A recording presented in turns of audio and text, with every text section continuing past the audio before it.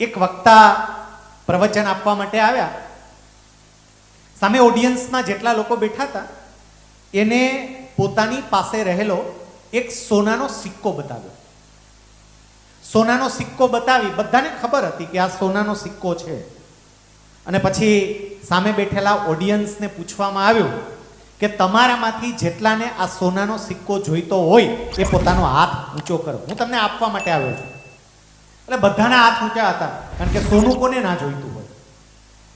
પછી એ વક્તાએ સોનાનો જે સિક્કો હતો ને એને ટેબલ ઉપર મૂક્યો.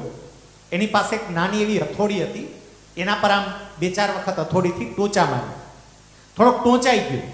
પછી પાછો સિક્કો લઈને બતાવ્યો કે હવે તમારામાંથી જેટલાને આ સિક્કો જોઈતો હોય એ પોતાનો હાથ ઊંચો કરો. બધાના હાથ ઊંચા હતા. પછી પાછો ટેબલ ઉપર મૂક્યો. એના ઉપર થૂંકવામાં આવ્યું, થૂંક્યા અને થૂંકીને પછી પાછો બતાવ્યો કે હવે જેટલાને જોઈતો હોય એ હાથ ઊંચો કરો. બધાના હાથ ઊંચા. ફરી પાછો ટેબલ ઉપર મૂક્યો, એના ઉપર થોડોક કાદવ છાંટ્યો. પછી કહ્યું કે હવે જેટલાને જોઈતો હોય એ હાથ ઊંચો કરો. બધાના હાથ ઊંચા. પછી ઓડિયન્સમાંથી એક છોકરો ઊભો થયો અને એણે વક્તાને એવું કહ્યું, તમે ગમે એમ કરો, આ બધાના હાથ ઊંચા જ રહેવાના છે. તમે એ સિક્કા ઉપર ટોચા મારો, એ સિક્કા ઉપર થૂકો, એના ઉપર કાદવ ઉછાળો, પણ બધાના હાથ ઊંચા રહેશે, કારણ કે બધાને ખબર છે કે આ સોનાનો સિક્કો છે. એને ટીપવાથી, એના પર થૂકવાથી કે એના પર કાદવ ઉછાળવાથી એના મૂલ્યમાં બિલકુલ ઘટાડો નહીં. મિત્રો, એટલું યાદ રાખજો, આયુર્વેદ ચિકિત્સા પદ્ધતિ એ સોનાનો એવો સિક્કો છે કે ગમે એટલા લોકો એને ટીચવાનો પ્રયત્ન કરે, એના ઉપર થૂક ઉડાડે કે એના ઉપર કાદવ ઉછળે, પણ એનું મૂલ્ય ક્યારેય ઘટવાનું નથી. અને તમે બધા એ આયુર્વેદાચાર્યો બન્યા છો એ યાદ રાખજો.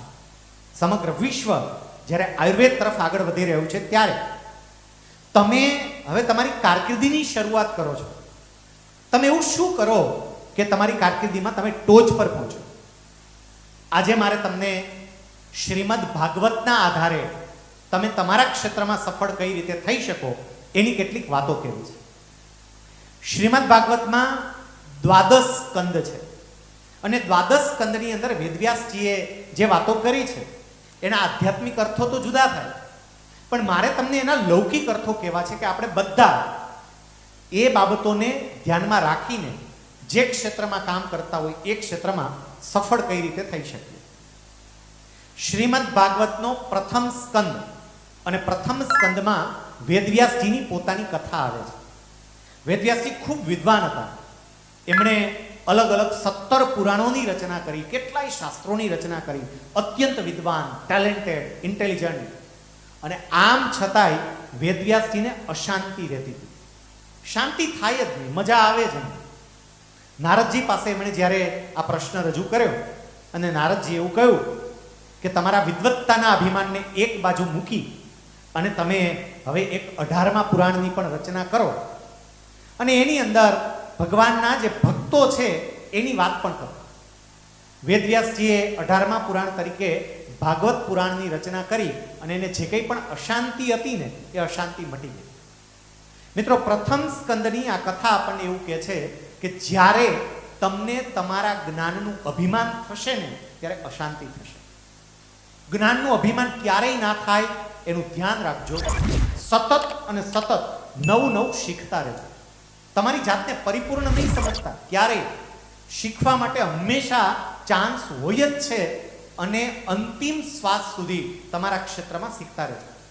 અહીંયા જ્યારે વનરાજભાઈ તે વાત કરતા હતા કે વીડી દમણિયા સાહેબને અહીંયા બોલાવ્યા, સાહેબ લોકો એને આયુર્વેદનો ઋષિ કહે છે અને આજની તારીખે આ ઉંમરે એ માણસ અઠવાડિયામાં અમુક સમય જંગલની અંદર આયુર્વેદિક ઔષધિઓ પર રિસર્ચ કરવા માટે વિતાવે છે.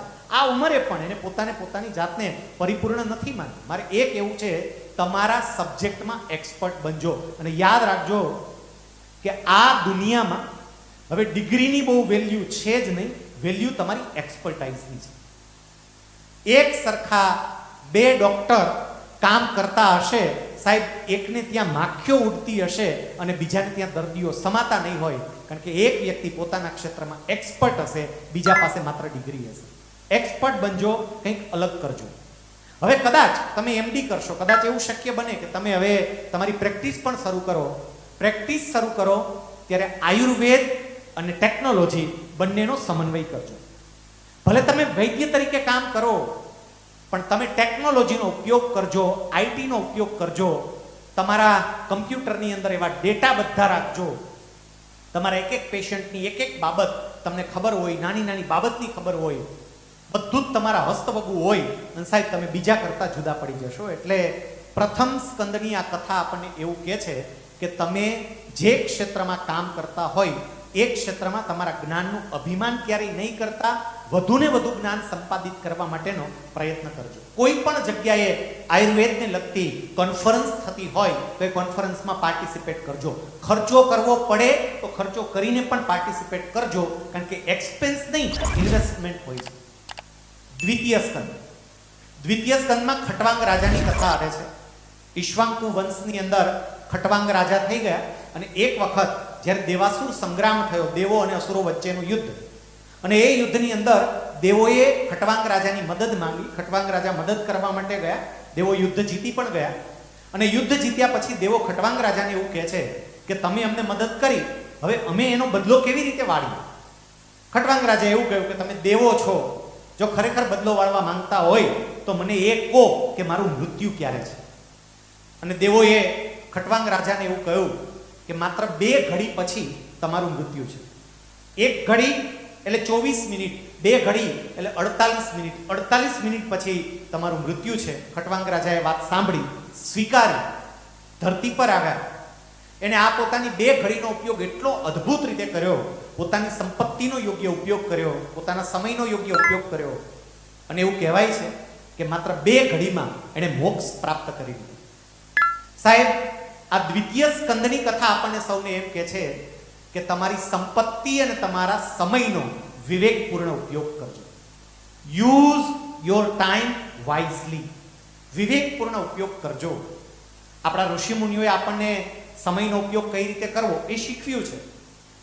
આપણા ઋષિમુનિઓએ 4 આશ્રમની અંદર આપણા જીવનને વિભાજિત કર્યું છે.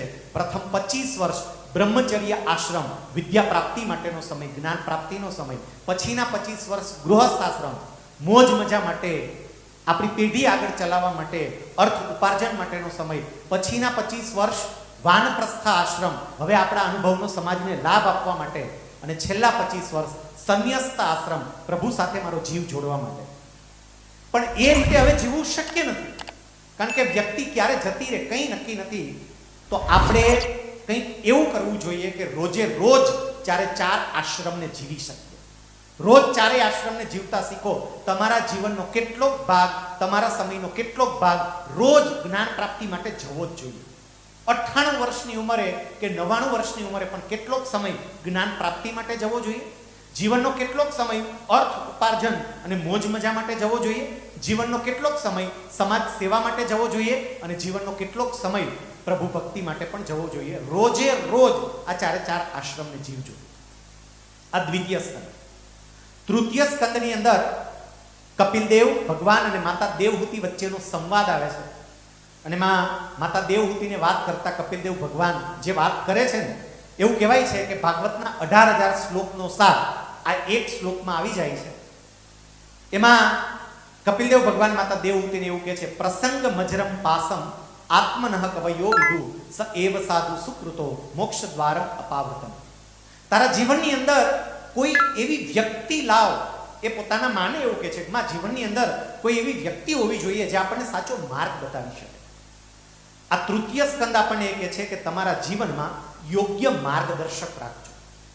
જીવનમાં એવી વ્યક્તિ રાખજો જે યોગ્ય સમયે તમને અયોગ્ય કામ કરતા અટકાવે. અત્યારે એવી વ્યક્તિઓ નથી રહી. માત્ર તમારા કાનને સારું સાંભળવાની નહીં, સાચું સાંભળવાની ટેવ પાડજો. એવી વ્યક્તિઓ રાખજો જે બિંદાસ્તપણે તમને કહી શકે કે તું આ માર્ગે ખોટો છો, અહીંથી તારે પાછું વળવું જોઈએ. આપણે જ્યારે માળા ફેરવતા હોય ને ત્યારે માળામાં જોજો 108 મણકા છે, પણ એ 108 મણકા જ્યાં પૂરા થઈને ત્યાં 108 મણકા પૂરા થયા પછી એક સુમેરું આવે, અને સુમેરુને કોઈ દી ઓળંગાય નહીં, ત્યાંથી તમારે પાછું વળવું પડે. એ માળાને તમારે પાછી વાળવી પડે. જીવનમાં કોઈ એવા સુમેરુ રાખજો કે જે તમને કહે કે અહીંથી પાછો વળ અને એની વાત તમે ક્યારેય ટાળી ના શકો. આવી વ્યક્તિ રાખજો. આ ત્રીજો અધ્યાય કહે છે. સાહેબ, ચોથા સ્કંદની અંદર ધ્રુવજીની કથા આવે છે. ઉત્તાનપાદ રાજાને બે પત્ની હતી, સુનીતિ અને સુરુચિ. સુનીતિ પત્ની એની જૂની પત્ની હતી, સુરુચિ પત્ની એની નવી પત્ની હતી. નવી પત્ની પ્રત્યે એને લગાવ હતો. ધ્રુવજી માં સુનીતિના દીકરા હતા અને સુરુચિનો દીકરો ઉત્તમ હતો. એક દિવસ જ્યારે ધ્રુવજી રમતા રમતા પિતા ઉત્તાનપાદ પાસે ગયા અને જોયું કે પિતાના ખોળામાં ઉત્તમ ભાઈ અત્યારે રમે છે, એટલે ધ્રુવજીએ પણ કહ્યું કે મારે પણ તમારા ખોળામાં બેસવું છે. ઉત્તાનપાદ રાજાએ પોતાના દીકરાને લઈને ખોળામાં બેસાડ્યા અને એ જ વખતે સુરુચિ માતા ત્યાં આવ્યા. એમણે જોયું કે પોતાના દીકરા ઉત્તમની સાથે ધ્રુવ પણ બેઠો છે. ધ્રુવનું બાવડું પકડી અને નીચે ઉતારે છે. એ વખતે એવું કહે છે કે આ ખોળામાં બેસવું હોય કે રમવું હોય તો તારે મારા પેટે જન્મ લેવો પડે. એમ કરી ધ્રુવનું અપમાન કરી એને કાઢી મૂક્યું. ધ્રુવ રડતા રડતા માતા સુનીતિ પાસે આવે છે અને બધી વાત કરે છે. કહે છે કે મારા પિતાના ખોળામાં બેસવું છે, મને ઉપાય બતાવો ને. અને એ વખતે માં સુનીતિ એને જે જવાબ આપે છે એમને એવું કહ્યું, બેટા ખોળામાં જ બેસવું હોય તો આ પિતાના ખોળામાં શું કામ, એને પરમ પિતાના ખોળામાં બેસવાનો સંકલ્પ કરને બેટા. માત્ર આ જ પિતા નહીં, પરમ પિતાના ખોળામાં બેસ. અને એક વખત પરમ પિતાના ખોળામાં બેસીશ ને તો બધા તને યાદ કરશે. ધ્રુવ તપ કરવા માટે જાય છે, ભગવાનને પ્રસન્ન કરે છે અને ભગવાન એને અવિચળ સ્થાન આપે છે. આ ચતુર્થ સ્કંદની કથા આપણને એવું કહે છે કે જીવનની અંદર માત્ર પોતાના માટે નહીં જીવતા પણ બીજાના માટે જીવી અને અવિચળ સ્થાન પ્રાપ્ત કરે. માત્ર પોતાના માટે નહીં જીવતા. એટલું યાદ રાખજો, જે માત્ર પોતાના માટે જીવે એનું મરણ થાય છે, પણ જે બીજાના માટે પણ જીવે ને એનું સ્મરણ થાય છે. એને લોકો કાયમ માટે યાદ કરે છે. તમે ડોક્ટર બનવા જઈ રહ્યા છો, બની ગયા છો, તમારે ત્યાં કદાચ કોઈ ગરીબ દર્દી પણ આવે, કદાચ કોઈ એવી વ્યક્તિ પણ આવે કે જેની પૈસા ચૂકવવાની કોઈ ક્ષમતા નથી. તમારી ફી જતી કરજો. ફી જતી કરજો એટલું નહીં, તમને એવું લાગે કે આને આહારમાં કેટલાક ફળ લેવાની જરૂર છે, તમારા 100 રૂપિયામાંથી એને ફળ લઈ આપજો અને ભગવાન એનું જે ફળ આપશે ને તમે કોઈની કલ્પના નહીં કરી હોય એવું ફળ મળશે, જે ધ્રુવજીને મળ્યું. બીજા માટે જીવજો, માત્ર પોતાના માટે નહીં જીવતા. અને તમે એવા વ્યવસાયમાં છો સર. પરમાત્માએ માણસના આખા શરીરનું મિકેનિઝમ એક પોતાની પાસે રાખ્યું છે અને બીજું ડોક્ટરને વૈદ્યને આપ્યું છે કે તું બધું સમજી શકે. એટલે પરમાત્માએ પોતાની સત્તાઓ તમને આપી છે, એ સત્તાનો ગેરઉપયોગ ના થાય ને એ જરા જોજો. પાંચમો સ્કંદ. પાંચમા સ્કંદની અંદર રહુગણ રાજા અને જડભરતની વાત આવે છે. જ્યારે રહુગણ રાજા યાત્રાએ નીકળ્યા, 4 સેવકો એની પાલખી ઉપાડીને ચાલતા હતા. એક સેવકને કંઈ પ્રશ્ન થયો. હવે પાલખી ઉપાડવા માટે કોઈ વ્યક્તિની જરૂર હતી અને એ વખતે જડભરતજી ત્યાં હતા. જડભરત પાગલ જેવી અવસ્થામાં હતા પણ બીજો કોઈ વિકલ્પ નહોતો, એટલે સેવકની જગ્યાએ જડભરતને જોડવામાં આવ્યા. જડભરત પાલખી લઈને ચાલતા હતા પણ નીચે જોઈને ચાલે ને, નીચે મંકોડા દેખાય, કોઈ જીવ દેખાય એટલે એના પર પોતાનો પગ ના પડે ને એટલે જડભરત કૂદકો મારે એટલે રહુગણ રાજાને ઉપર આંચકા આવે. એમણે જોયું કે વારે વારે આંચકા કેમ આવે છે, આજ્ઞા કરી પાલખી નીચે ઉતારો. પાલખી નીચે ઉતારી, રહુગણ રાજા નીચે આવ્યા. કહ્યું કોણ આવું કરે છે? અને બાકીના એ કહ્યું કે આને જોડ્યો છે, આ કૂદકા મારે છે. રહુગણ રાજા જડભરતને એવું કહે છે, ખબર હું કોણ છું? હું રાજા છું અને તું ધ્યાન નથી રાખતો.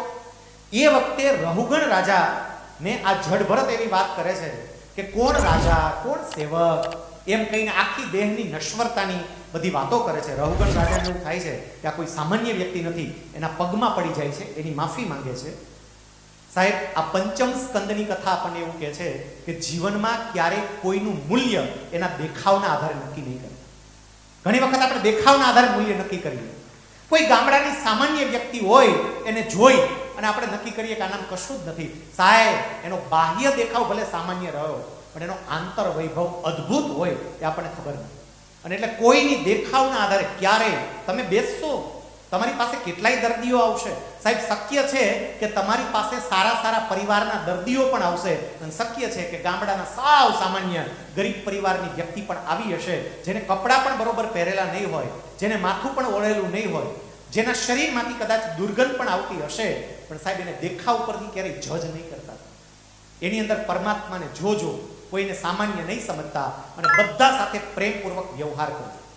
કોઈ ડોક્ટર, કોઈ વૈદ એમને ત્યાં આવેલા દર્દીની સામે આમ પ્રેમથી જોઈને એક સ્માઇલ આપે ને, સાહેબ અડધું દર્દ તો ત્યાં જ ગાયબ થઈ જાય. પેલી વ્યક્તિ અડધી ત્યાં જ એકદમ સાંત્વના અનુભવે. હંમેશા તમારા દર્દીને મહત્વ આપીને એની સાથે હકારાત્મક રહીને વાત કરજો. હું ઘણી વખત એક નાની એવી વાર્તા કહું છું.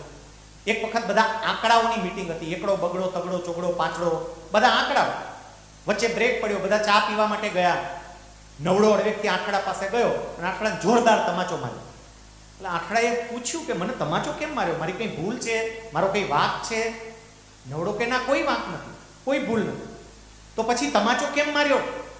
અને એ વખતે નવડાએ કહ્યું કે હું નવડો છું, તું આંખડો છે, હું મોટો છું, તું નાનો છે, એટલે મોટા તરફથી નાના તમાચો આવે એટલે માર્યો.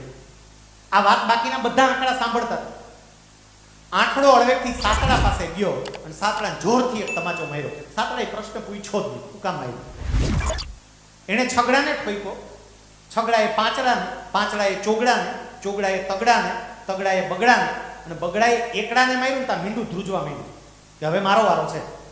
એકડાએ જોયું ખરું ધ્રુજે. પછી એકડાએ હળવેકથી મીંડાને પોતાની પાસે બોલાવીને એવું કહ્યું, ઉપરથી જે તમાચો આવ્યો ને એને હું પાસો નહીં કરું, ચિંતા ના કર, એ તમાચો તને નહીં લાગે. આવ અહીંયા મારી બાજુમાં ઊભું રહે. બાજુમાં ઊભું રાખી અને ખભે હાથ મૂક્યો. હતો ખાલી એકડો, પણ મીંડાને બાજુમાં ઊભો રાખ્યો ને મૂલ્ય 10 ગણું વધી ગયું, 10 થઈ ગયું. મીંડાને બાજુમાં ઊભા રાખતા થજો. સામાન્ય માણસોને બાજુમાં રાખજો. તમે ભલે વૈદ્ય થઈ ગયા, તમે ભલે ડોક્ટર થઈ ગયા, પણ જ્યારે ગામડે જાઓ સામાન્ય માણસોને પણ બહુ પ્રેમપૂર્વક અને આદરપૂર્વક બોલાવજો અને તો તમારું મૂલ્ય વધશે. છઠ્ઠો સ્કંદ. છઠ્ઠા સ્કંદની અંદર અજામિલની કથા આવે છે. અજામિલ નામનો એક બ્રાહ્મણ હતો, અત્યંત પવિત્ર, ખૂબ વિદ્વાન. પણ એક વખત કોઈ વેશ્યા એના માથામાંથી ફૂલ પડી ગયું. અજામિલે આ ફૂલ લીધું, ફૂલ સૂંઘ્યું અને ફૂલ સૂંઘવાને કારણે એના વિચારો બદલાયા. આખું જીવન બદલાઈ ગયું. જે પવિત્ર માણસ હતો એ વ્યભિચારી માણસ બની ગયો. અને પછી નારદજી એને મળે છે. નારદજી એની ભૂલ સમજાવે છે. ફરી પાછો એ માણસ પાછો પણ વળે છે. સાહેબ, આ છઠ્ઠા સ્કંદની કથા આપણને એવું કહે છે કે યાદ રાખજો, જીવનમાં પડતીની શરૂઆત બહુ સામાન્ય હોય, પણ જરા સજાગ રહેજો. કોઈ અજાણ્યા ખૂબસૂરત કે હેન્ડસમ દેખાતા ઇન્સ્ટાગ્રામ પ્રોફાઇલમાંથી તમને ફ્રેન્ડ રિક્વેસ્ટ આવે ને, સમજો કે આ વેશ્યાના માથામાંથી પડેલું ફૂલ છે અને એ તમારી પડતી ક્યારે કરશે નક્કી પણ નહીં. સાહેબ, લોકો એટલી ઊંચાઈએ પહોંચી ગયા હોય ને, એટલી ઊંચાઈએ, અને આવા ફૂલોએ એની જિંદગી બરબાદ કરી નાખ્યા. અઢળક આ ફૂલ જ છે સામાન્ય. આવા ફૂલોથી ચેતતા રહેજો, નહીતર 5.5 વર્ષ તમે આ તપોભૂમિમાં જે તપ કર્યું છે ને, તમારું તપ એડે જશે, પૂરું થઈ જશે. તમારા માતા પિતાએ તમારા માટે જે તપ કર્યું છે, તમારા ગુરુજનોએ તમારા માટે જે તપ કર્યું છે, એ બધું તપ એડે જશે. એટલે આવા પુષ્પોથી તમે ચેતતા રહેજો. એટલું જ નહીં, આ કથા એમ પણ કહે છે કે અજામિલને જ્યારે નારદજી મળ્યા બધી વાત કરી, અજામિલ પાછો પણ વળ્યો. કદાચ જીવનમાં કોઈ ભૂલ થાય તો પાછું પણ વળી શકાય છે, એટલું પણ ધ્યાન રાખજો. રસ્તાઓ બંધ નથી થઈ જતા. આપણે માણસ છીએ, આપણાથી ભૂલ થાય, પણ ભૂલ થાય તો જાત સાથે વાત કરી અને પાછું વળવું. સાતમો સ્કંદ. સાતમા સ્કંદની અંદર પ્રહલાદજીની કથા આવે. પ્રહલાદજી રાક્ષસ કુળની અંદર જન્મેલા હતા અને આમ છતાં પણ રાક્ષસ કુળમાં જન્મેલા હોવા છતાં પોતાના જીવન દ્વારા અને પોતાના ચારિત્ર દ્વારા ભગવાનને પ્રગટ થવું પડે ને એવી પરિસ્થિતિ એને પેદા કરી અને ભગવાન વિષ્ણુએ નૃસિંહ રૂપે એમના માટે પ્રગટ થવું પડે. આ પ્રહલાદજીની કથા આપણને એ કહે છે કે તમે કયા પરિવારમાં જન્મ્યા છો, તમે કયા કુળમાં જન્મ્યા છો, તમે કયા ધર્મમાં જન્મ્યા છો, એને અને તમારા જીવનની પ્રગતિને કાંઈ લેવા દેવા છે જ. તમારું સામાજિક બેકગ્રાઉન્ડ ગમે એવું હોય, તમારું આર્થિક બેકગ્રાઉન્ડ ગમે તેવું હોય, તમે ગમે તે ધર્મમાં જન્મ્યા હોય, સાહેબ, જો તમે ઈચ્છો ને તો પ્રહલાદજીની જેમ તમારા કામ દ્વારા, તમારા ચારિત્ર દ્વારા તમે તમારી એક આખી નવી સુવાસ ઊભી કરી શકો એમ છો. એટલે ક્યારેય આપણે આપણા પરિવાર, આપણી સામાજિક પરિસ્થિતિ એને ધ્યાનમાં ના લેવી. આપણે ઈચ્છીએ તો ઘણું કરી શકીએ. આઠમા સ્કંદની કથા. આઠમા સ્કંદની અંદર ગજેન્દ્ર મોક્ષની કથા.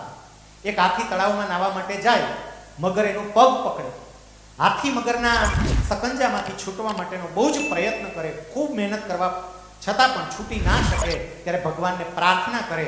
એક કમળ લઈ કમળ ઊંચું કરીને ભગવાનને એવું કે મેં બહુ પ્રયત્ન કર્યા, હું છૂટી નથી શકતો, આપ મને મદદ કરવા માટે આવો. અને ભગવાન તરત જ હાથીને મદદ કરવા માટે આવે, મગરના પેલા મુખમાંથી એનો પગ છોડાવે અને ગજેન્દ્રનો મોક્ષ કરે. આ અષ્ટમ સ્કંદની કથા આપણને એવું કહે છે કે ભગવાન પાસે માંગણીઓ પછી કરજો, પહેલા પુરુષાર્થ કરજો, પહેલા મહેનત કરવી પડે, સીધી ભગવાન પાસે માંગણીઓ નહીં. કેટલાક ભણેલા ગણેલા લોકો પણ સાહેબ સીધા કોઈની કૃપા થાય એટલા માટે આશીર્વાદ લેવા માટે પહોંચી જાય. આશીર્વાદ એમને ના મળે, પહેલા પુરુષાર્થ કરવો પડે, પહેલા મહેનત કરવી પડે, પછી ભગવાનની કૃપા વરસે. આ યાદ રાખજો. માત્ર ને માત્ર ભગવાનની કૃપા નહીં, તમારો પુરુષાર્થ જોઈશે. બેંકની અંદર જે લોકર હોય ને સાહેબ, એ લોકર બે ચાવીથી ખુલે, કોઈ દી એક ચાવીથી ના ખુલે, બે ચાવીથી ખુલે. એક બેંકરની ચાવી હોય, એક આપણી ચાવી હોય. અને ખરેખર એનું નિરીક્ષણ કરવા જેવું છે. જ્યારે લોકર ખોલવા માટે જાઓ ત્યારે પહેલી ચાવી આપણી લાગે, પહેલા આપણે ચાવી લગાડવાની અને પછી બેંકર પોતાની ચાવી લઈને આવે. એ બેયની ચાવી લાગે પછી લોકર ખુલી જાય. અને બીજી એક બાબત નોંધવા જેવી છે કે બેંકરની ચાવી એક જ હોય, માસ્ટરની એક જ હોય, અને આપણા બધાની ચાવી જુદી જુદી હોય. સાહેબ, બેંકરની ચાવી એટલે ભગવાનની કૃપા અને આપણી ચાવી એટલે આપણો પુરુષાર્થ, આપણી મહેનત. કોઈ પણ વસ્તુ પ્રાપ્ત કરવી હોય તો પહેલા તમારી પુરુષાર્થ રૂપી ચાવી લગાડો, એટલે ભગવાન તૈયાર જ છે પોતાની કૃપા રૂપી ચાવી લઈને. સીધી કૃપા રૂપી ચાવી નહીં લાગે, આ સમજ. કેટલાક સીધા ભગવાનને કે લગાડો, એટલે પેલા તારી તો ચાવી લગાડ, એટલે તારી લગાડ. ભગવાન ઉભા જ છે અને એની પાસે માસ્ટર કી છે. નવમા સ્કંદની કથા, એમાં સગર રાજાની કથા આવે, રઘુવંશની કથા આવે, ભગવાન રામની કથા આવે. આ નવમા સ્કંદની જે કથા છે એ આપણને શું કહે? ભગવાન રામની કથા આપણને એ શીખવાડે કે જીવનમાં સૌથી અગત્યનું જો હોય ને તો એ પરિવાર અને પરિવારના સભ્યો વચ્ચેની એકતા છે. તમારો પરિવાર કાયમ માટે જળવાઈ રહે એ જોજો. તમારા પરિવારની એકતા કાયમ માટે જળવાઈ રહે એ જોજો. આ ગરૈયા પરિવાર છે, આજે જ મને ખબર પડી કે 22 સભ્યોનો પરિવાર એક જ રસોડે સાહેબ આજની તારીખે જમે છે. એની ચોથી પેઢી આવી. 22 સભ્યોનો પરિવાર એક રસોડે જમે. સાહેબ એટલું યાદ રાખજો, તમારી સૌથી મોટામાં મોટી તાકાત હોય ને તો તમારા પરિવારની એકતા છે. અને નવમો સ્કંદ આપણને એ શીખવે છે કે પરિવારની એકતા માટે કંઈક જતું કરવું પડે તો જતું કરવું. એમનો પરિવાર ના ટકે. અહીંયા જેટલી બહેનો છે, મારે તમને એ કહેવું છે કે તમે પરણીને જ્યારે સાસરે જાઓ ત્યારે કેટલીક બાબતો જતી કરવી પડે પરિવારને જાળવવા માટે.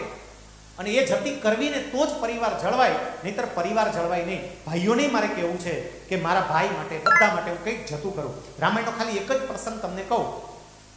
ભગવાન રામ જ્યારે વનવાસ સીધાવ્યા અને પંચવટીમાં આવીને ઝૂંપડી બનાવીને ત્યાં સ્થાયી થયા, એ વખતે વનદેવી ભગવાન રામના દર્શન કરવા માટે આવે છે. વનદેવી પ્રભુને પ્રાર્થના કરતા એવું કહે છે કે તમે મારા મહેમાન બન્યા છો, મારા અતિથિ બન્યા છો, મારા આંગણે પધાર્યા છો, તો મને આજ્ઞા કરો, હું તમારા માટે શું સેવા કરી શકું? અને એ વખતે ભગવાન રામ વંદીવેને એવું કહે છે કે અયોધ્યાથી આ જંગલમાં અહીંયા પંચવટી સુધી હું જે માર્ગે આવ્યો ને એ માર્ગમાં કાંટા બહુ છે, એ માર્ગમાં પથ્થર બહુ છે, અને મને પગમાં એ કાંટા અને પથ્થર વાગતા હતા. એટલે જો તમારે ખરેખર સેવા કરવી જ હોય તો આખો રસ્તો સાફ કરી, બહુ સરસ રીતે રસ્તો ચોખ્ખો થઈ જાય એવું કરો. વનદેવીને આશ્ચર્ય થયું. એને ભગવાનને એવું કહ્યું, પ્રભુ હવે રસ્તો સાફ કરીને ક્યાં જવું? તમે તો અહીંયા પહોંચી ગયા, હવે 14 વર્ષ અહીંયા સ્થાયી થઈને રહેવાના છો, તો હવે રસ્તો સાફ કરાવીને શું કરવું? અહીંયા કાંટા પડ્યા હોય, કાંકરા પડ્યા હોય, જવું હોય ત્યારે બરોબર, હવે શું? અને એ વખતે પ્રભુ રામ જે જવાબ આપે છે ને એ સાંભળજો. પ્રભુ રામ એવું કહે છે કે મને પૂરો વિશ્વાસ છે કે મારો ભાઈ ભરત મને શોધતો શોધતો આ પંચવટી સુધી આ જ રસ્તેથી ચાલતો ચાલતો આવશે. ભરત રાજા છે, પણ મને ખબર છે કે રથ ઉપર નહીં બેસે, એ પગપાળા ચાલતો ચાલતો આવશે, અને ચરણમાં એને ચરણ પાદુકા પણ નહીં પહેરી હોય, એટલે મારા ભાઈને કાંટા ને કાંકરા ન વાગે ને એટલે તમે રસ્તો સાફ કરાવી દો. એક ભાઈ પ્રત્યે કેટલો પ્રેમ! અહીંયા જેટલા ભાઈઓ તમે વૈદો બન્યા છો ને, ક્યાંક તમને ભણાવવા માટે ફી કરવા માટે તમારા મોટા ભાઈએ કોમ્પ્રોમાઇઝ કરવું પડ્યું હશે. એ બિચારો નહીં ભણી શક્યો હોય, તમને ભણાવવા માટે એને કોમ્પ્રોમાઇઝ કર્યું હશે. એ ભાઈને ક્યારેય નહીં ભૂલતા. એ ભાઈને યાદ રાખજો. આપણને નવમો સ્કંદ એ શીખવે છે. 10મો સ્કંદ. દસમ સ્કંદની અંદર ભગવાન કૃષ્ણના બધા પ્રસંગો આવે. દસમ સ્કંદને ભાગવતજીનું હૃદય કહેવાય. એ દસમ સ્કંદ આપણને શું શીખવે છે? ભગવાન કૃષ્ણના જીવનની આખી યાત્રા ક્યારેક તમે સમજવા માટેનો પ્રયત્ન કરજો. એટલી તકલીફો, એટલી મુશ્કેલીઓ, એટલા સંઘર્ષો, એટલા દુઃખો. સાહેબ, સામાન્ય બાળકનો જન્મ થાય ને, સામાન્ય બાળક, તો જન્મ થતાની સાથે એને માતાનો ખોળો મળે, સુવાળી ગોદડી મળે. કૃષ્ણ કોઈ સામાન્ય નહોતા. માનવ તરીકેની વાત કરીએ છીએ, પરમ તત્વની તો વાત જ જુદી છે. કૃષ્ણ સામાન્ય નહોતા. એના પિતા ગામના સરપંચ હતા, વસુદેવજી મુખી હતા, ગામના સરપંચ હતા. એના મામા રાજા હતા. એક રાજાનો ભાણેજ, એક સરપંચનો દીકરો. પણ જ્યારે એમનો જન્મ થયો ને, એને માતાનો ખોળો પણ નથી મળ્યો અને સુવાળી ગોદડી પણ નથી. જન્મનું સુખ નથી મળ્યું. જન્મ થતાની સાથે જ બાળકનો સંબંધ એની મા સાથે બંધાય. પણ કૃષ્ણએ જન્મ થતાની સાથે જ જનતાને છોડવી પડી. માને છોડી અને ત્યાંથી મથુરાથી એ ગોકુળ ગયા. બાળપણમાં બાળક બિંદાસપણે પોતાનું જીવન જીવતો હોય, સમાજનું સુરક્ષા કવચ એના પર હોય. પણ કૃષ્ણએ બાળપણમાં સમાજને સુરક્ષા કવચ પૂરું પાડવાની જવાબદારી ઉપાડવી પડી. બાળપણમાં કેટલા રાક્ષસો સાથે એમને લડાઈ કરવી પડી. એમને પોતાની કિશોરાવસ્થાની અંદર એ પોતાને પ્રિય એવું સ્થાન, અને ન કેવળ પ્રિય એવું સ્થાન, પણ પોતાના જીવનની સૌથી પ્રિય સખી રાધા, એને પણ એમને છોડવી પડી. કૃષ્ણે છોડ્યું. એને કેટલી વેદના થઈ હશે, કેટલું દુઃખ થયું હશે, એ તો એ જ સમજી શકે. છોડ્યું. સાહેબ, મામાને મારવા પડ્યા. સ્વયંતક મણી ચોરાવાનો આક્ષેપ એના પર મુકાયો. કેટલા બધા એના જીવનના પ્રસંગો. જ્યારે એમના લગ્ન થયા ને, લગ્નના દિવસે વરરાજાને જે આનંદ હોય અને વરરાજાનો જે ઠાઠમાઠ હોય, કૃષ્ણ પોતાના લગ્નનો આનંદ પણ લઈ શક્યા નથી. ભીષ્મકની દીકરીને ભગાડીને એમને લગ્ન કરવા પડ્યા છે. સાહેબ, પોતાના લગ્નનો આનંદ તો નહીં, બેન સુભદ્રાને પરણાવવાનો આનંદ નહીં. બેન સુભદ્રાના લગ્ન પણ અર્જુન સાથે ભાગીને કરવા પડ્યા છે. માંડ માંડ હજી ઠરીઠામ થાય ત્યાં પોતાની કર્મભૂમિ, પોતાનું વતન છોડી અને છેક દ્વારિકા સુધી આવવું પડે. રામાયણની અંદર પ્રભુ રામ લક્ષ્મણ એવું કહે છે, સ્વર્ણમયી લંકા નમે રોચતી લક્ષ્મણ જનની જન્મભૂમિ સ્વર્ગાદપી ગરીયસી. માતા અને માતૃભૂમિ બંને સ્વર્ગ કરતા પણ મહાન છે. આ સોનાની લંકા મને બિલકુલ નથી ગમતી. જન્મભૂમિ અને જનની આ બંને સ્વર્ગ કરતા પણ મહાન હોય. ભગવાન કૃષ્ણએ જન્મતાની સાથે જ એ જનનીને છોડવી પડી હતી અને મોટા થઈને જન્મભૂમિને છોડવી પડી. અને તોય કોઈ ફરિયાદ નહીં, આવી ગઈ. સાહેબ, પોતાની મેળે આખો દ્વારિકા પંથક એને ડેવલપ કર્યો. પશુપાલન અને કૃષિના ક્ષેત્રે અદ્ભુત કામ કર્યું. હવે તો એમને એવું હોય ને કે એમને માન મળે, સન્માન મળે, પણ પરિવારના આંતરિક ઝઘડાઓને કારણે એમને કેટલું બધું સહન કરવું પડ્યું, કર્યું. અને છેલ્લે એમને જ્યારે પોતાના દેહનો ત્યાગ કર્યો, ત્યારે પણ જરા નામનો એક પારથી બાણ મારે અને બાણ વાગવાને કારણે એમનો પ્રાણ જાય. એમના જન્મથી કેટલા દુઃખો, અને છતાંય એક પણ પ્રસંગ મને એવો શોધીને લાવીને બતાવો કે જેમાં કૃષ્ણ રડતા હોય કે ફરિયાદ કરતા હોય. લાવો. અને આપણને નાની એવી સમસ્યા આવે ને તરત જ રડવા માંડીએ, હથિયાર હેઠા મૂકી દઈએ. સાવ નાની સામાન્ય સમસ્યાઓમાં હથિયાર હેઠા મૂકીએ. આ દસમ સ્કંદ એવું કહે છે કે જીવન સમસ્યાઓનો સાગર છે અને સમસ્યાઓ આવશે આવશે આવશે. એ સમસ્યાઓનો સ્વીકાર કરવા માટે તૈયાર રહો. એકાદશ સ્કંદ. એકાદશ સ્કંદની અંદર ભગવાન કૃષ્ણ અને ઉદ્ધવ વચ્ચેનો સંવાદ આવે અને એમાં ઉદ્ધવ ભગવાન કૃષ્ણને એવું પૂછે છે કે અમારે આપને મળવું હોય તો આપને મળવું, તમારી મુલાકાત ક્યાં થાય?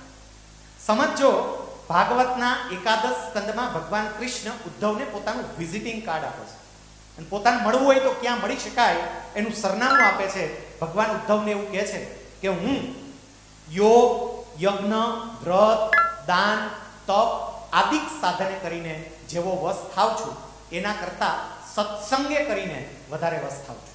મતલબ, ભગવાનને જો પ્રાપ્ત કરવા હોય તો સત્સંગમાં જવાથી ભગવાનની પ્રાપ્તિ થાય. અને સત્સંગ એટલે જ્યાં કથા થતી હોય, જ્યાં કીર્તન ગવાતા હોય એ નહીં, એ તો બાહ્ય રૂપ છે. સત્સંગ એટલે સારી વ્યક્તિનો સંગ. જીવનમાં સારી વ્યક્તિનો સંગ હોય ને તો એ કૃષ્ણનો જ સંગ છે, એટલું સમજજો. જીવનમાં સારી વ્યક્તિનો સંગ રાખજો. આજે શનિવાર છે. તુલસીદાસજી હનુમાનજી મહારાજના ગુણોનું ગાન કરતા હનુમાન ચાલીસાની એક ચોપાઈમાં એવું કહે છે, કુમતિ નિવાર સુમતિ કે સંગી. તમે દુર્મતિ દૂર કરનારા છો, કુબુદ્ધિ દૂર કરનારા છો. અને સુમતિ કે સંગી, જેની બુદ્ધિ સારી હોય, જેના વિચાર સારા હોય, એની સાથે રહેનારા છો. હનુમાનજી પણ એની સાથે રહે જેના વિચારો સારા હોય. એટલે એકાદશ સ્કંદ આપણને એવું કહે છે કે જીવનમાં સારી વ્યક્તિનો સંગ રાખજો. અને દ્વાદશ સ્કંદની અંદર પરીક્ષિત રાજાને આ બધી જ વાતો સમજાઈ ગઈ અને એને બહુ જ આનંદ સાથે પોતાના દેહનો ત્યાગ કર્યો. એમને મૃત્યુનો ભય જતો રહ્યો. આ જેને મેં 11 વાતો આગળની કહી ને એ સમજાય એને જીવનના તમામ પ્રકારના ભય જતા રહે અને જે ક્ષેત્રમાં કામ કરવું હોય ને એ ક્ષેત્રમાં ઉત્કૃષ્ટ કામ કરી શકે. છેલ્લે સમાપન તરીકે નાની એવી એક ઘટના કહી અને હું વાતને પૂરી કરું. તમે બધા આયુર્વેદાચાર્ય બની રહ્યા છો અને તમારા બધાના આરાધ્ય ધન્વંતરી છે કે જે ધન્વંતરી અમૃતનો કળશ લઈ અને આવે છે. એ અમૃતનો કળશ એટલે દવા છે, અમૃતનો કળશ એટલે ઉપચાર છે, અમૃતનો કળશ એટલે જીવન છે. આ આખી સમુદ્રની કથાને પણ જરા સમજવા માટેનો પ્રયત્ન કરજો. આપણને ખબર પડે કે આયુર્વેદાચાર્ય તરીકે આ સમુદ્ર મંથનની કથા આપણને શું કહે છે. સમુદ્ર મંથન થાય છે ને ત્યારે એમાંથી 14 રત્નો બહાર નીકળે છે. સૌથી પહેલું રત્ન જે હતું ને એ હતું હળાહળ ઝેર. અને હળાહળ ઝેર નકારાત્મકતાનું પ્રતીક છે. નકારાત્મકતાને હંમેશા પીવાની હોય જેમ મહાદેવજીએ પીધી. નેગેટિવિટીથી તમારી જાતને દૂર રાખજો. બીજું જે એમાંથી રત્ન નીકળ્યું એ હતી કામધેનુ ગાય. જ્યારે નકારાત્મકતા દૂર થાય ને ત્યારે કામધેનુની જેમ શુદ્ધતા આવે, વિચારોમાં શુદ્ધતા આવે. ત્રીજું રત્ન એમાંથી જે નીકળ્યું એ ત્રીજું રત્ન હતું ઉચ્ચ શ્રવા નામનો ઘોડો. અને ઉચ્ચ શ્રવા એ ગતિનું પ્રતીક છે. જ્યારે નકારાત્મકતા દૂર થાય, સારા વિચારો આવે એટલે તમારી ગતિ ચાલુ થાય. ચોથું રત્ન જે હતું એ હતું અશ્વત્થામા નામનો હાથી, ઐરાવત નામનો હાથી. એ ઐરાવત હાથી જે છે એ ચોથું રત્ન ને હાથી સ્થિરતાનું પ્રતીક છે. એવું કે છે કે પછી સ્થિરતા આવે જીવન. પાંચમું રત્ન કૌસ્તુભ મણિ, અને કૌસ્તુભ મણિ પ્રકાશનું પ્રતીક છે. એવું કે જીવનમાં જ્યારે સ્થિરતા આવે ને પછી જીવનમાં સાચા પ્રકાશની અનુભૂતિ થાય. છઠ્ઠું રત્ન એ હતું કલ્પવૃક્ષ, અને કલ્પવૃક્ષ ઈચ્છા પૂર્તિનું પ્રતીક છે. એવું બતાવે છે કે હવે જ્યારે તમારા જીવનમાં જ્ઞાનનો પ્રકાશ ફેલાશે ને પછી તમારી અલગ અલગ ઈચ્છાઓ પૂરી થવાની શરૂ થશે. સાતમું રત્ન આવે એ સાતમું રત્ન હતું રંભા નામની અપ્સરા. અને હવે જ્યારે તમારી ઈચ્છાઓ પૂરી થવાની શરૂઆત થાય ને ત્યારે લાલચો આવે. લાલચો તમને રોકે. રંભા એટલે લાલચ, રોકે તમને. જો એનાથી તમે દૂર રહી શકો તો આઠમું રત્ન આવે છે એ હતા લક્ષ્મીજી. અને લક્ષ્મીજી એટલે સમૃદ્ધિ. જેની બધા કામના કરતા હોય એ સમૃદ્ધિ તમારી પાસે આવે. સમૃદ્ધિ આવે એટલે અનિવાર્યપણે નવમું રત્ન આવે જે હતું વારુણી નામની સ્ત્રી. અને વારુણી એ નશાનું પ્રતીક છે. સમૃદ્ધિ આવે ને એટલે એનો નશો ચડે. નશો ન ચડે ધ્યાન રાખજો. નશો ચડે તો ત્યાંથી યાત્રા પૂરી. પણ જો નશો ન ચડે તો 10મું રત્ન આવે ચંદ્ર. ચંદ્ર શીતળતાનું પ્રતીક છે. એકદમ શીતળતાની અનુભૂતિ થાય, શાંતિની અનુભૂતિ થાય, મજા જ આવ્યા કરે. અને શીતળતાની અનુભૂતિ થાય એટલે તરત જ 11મું રત્ન પ્રાપ્ત થાય. અને 11મું રત્ન એટલે પારિજાત, સુગંધ આવે. તમારે પરિચય આપવાની જરૂર જ નહીં. પારિજાતે કોઈ દી કેવું જ ન પડે હું પારિજાત. તમે નીકળો ને ખબર પડે કે આ પારિજાત છે. એમ તમારે તમારો પરિચય આપવાની જરૂર જ નહીં. તમારું ચારિત્ર એટલી સુવાસ એની ફેલાઈને લોકો ખેંચાય અને તમારા તરફ આવે. અને જ્યારે તમારા ચારિત્રની સુવાસ ફેલાવાનું શરૂ થાય ને એટલે 12મું રત્ન મળે. એ હતો પાંચજન્ય શંખ. અને પાંચજન્ય શંખ એ પૂર્ણ વિજયનું પ્રતીક છે કે હવે તમારું જીવનનું વિજય થઈ ગયું, તમારું જીવન સફળ થઈ ગયું. પણ અહીંથી પૂરું નથી થતું. હવે 13મું રત્ન અને 14મું રત્ન આવે છે. એ 13મું રત્ન એટલે ધન્વંતરી દેવ પોતે, અને 14મું રત્ન એટલે અમૃત. છેલ્લે ધન્વંતરી દેવ પોતાના હાથમાં અમૃતનો કુંભ લઈને આવ્યા. સાહેબ, ધન્વંતરી એ પર પીડા હનનનું પ્રતીક છે કે માત્ર મારું જીવન સાર્થક થાય એટલું નહીં, બીજા લોકોની પીડા પણ હું દૂર કરું. અને એના માટે અમૃત તરીકે ઔષધિઓ લઈને આવ્યા જે બીજાને જીવન આપે. આ સમુદ્ર મંથનની કથા પણ યાદ રાખજો.